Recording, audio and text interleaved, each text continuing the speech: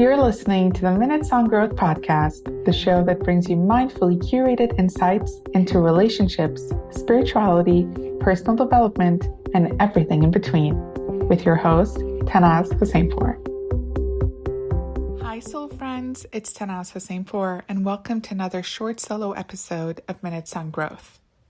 Ever since the successful launch of the Become Your Most Loved Self program in November, the first integrative coaching and therapy program in the GCC, where we dive deep into enhancing your relationship with yourself, with others, and your purpose, I've been thinking more and more about the core definition of an intimate relationship.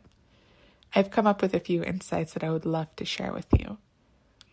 You see, I believe that when we're talking about relationships, we're talking about the act of surrendering the ego. Any conversation where the ego takes the front seat is bound to end up badly. I must say, however, that conflict is extremely normal in relationships. In fact, if there's zero conflict, then there's a high chance that someone is either suppressing their needs or abandoning parts of themselves. But how we communicate with our partner and how we repair when things get heated is extremely important. The chances of us communicating our thoughts in a healthy manner and repairing when the time is right, truthfully, is not that high when the ego is present. Because the ego always wants to be right. And in order for you to be right, someone needs to be wrong. This creates a me versus you dynamic. And in a relationship, in a healthy relationship, it's never about me, but rather about we. Realizing that you're both on the same side. In fact, realizing that there aren't even sides. Any illusion of separation is the ego's work. I also believe that it is the act of letting go of fear, or the fear of failure, the fear of not being good enough, in fact, pretty enough, smart enough, fear of rejection, fear of loss. You see, 99% of the worst case scenarios that we imagine in our head don't even happen. So why not shift our focus onto the best case scenarios? Because when you courageously face fear, you realize that it is simply the absence of love. So the best way to navigate through it is to make an internal shift onto love. In fact, relationships are an act of courage. To hate, to run away is easy, but to love with all your walls down and to show up every day as your best self is an act only for the brave.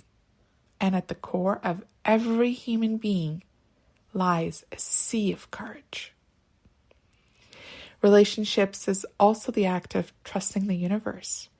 Trusting that if we take accountability for our own experience of reality, then the other person being here right now is an opportunity to help us become a better person by mirroring our own flaws, our own trauma and wounds through their behavior. I also want to quickly note that one of the best ways to figure out what you do want in life is to experience what you don't want. It's either a lesson or a blessing, never a waste. Relationships are also a test of living in the moment. Oftentimes we reminisce about the past or get stuck planning the future. It is moments like these when you lose sight of what's important or what's real.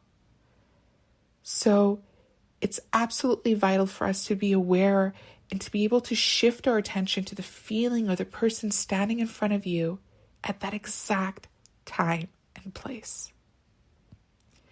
Relationships are an act of reciprocity. Respect and love is a two-way street. We must be willing to give, to receive.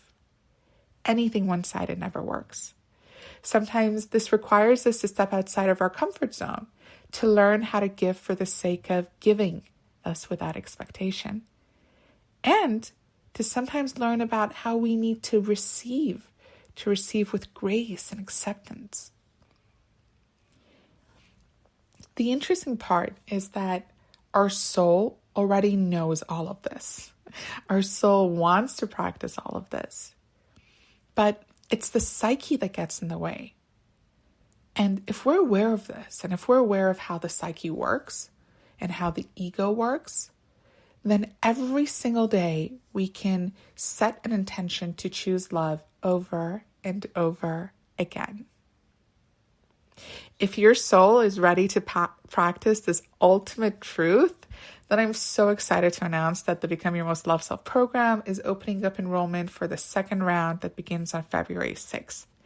It's a 10-week program to help women tap into their most loved self in every single relationship in their life.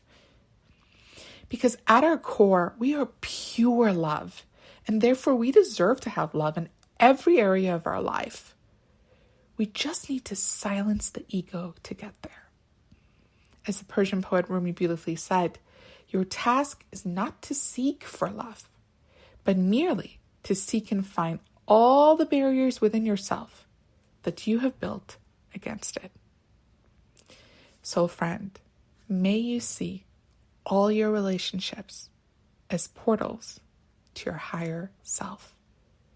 Your higher self is within you. She is just waiting to be activated by your intention. Thank you for listening. Speak soon. Thank you for joining us this week on Minutes on Growth. If you enjoyed today's episode, then make sure you never miss a show by clicking the subscribe button now.